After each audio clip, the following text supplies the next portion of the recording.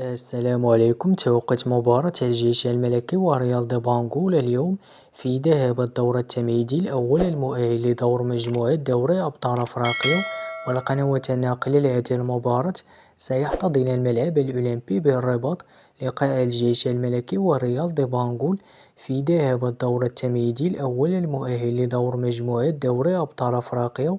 وتجرى مباراة الجيش الملكي وريال دي بانغول في ذهاب الدور التمهيدي الأول المؤهل لدور مجموعة دوري أبطال أفريقيا اليوم الأحد 21 شتنبر 2025 في حدود الساعة 8 مساء بتوقيت المغرب وتونس والجزائر، 10 مساء بتوقيت مصر والسعودية إن شاء الله.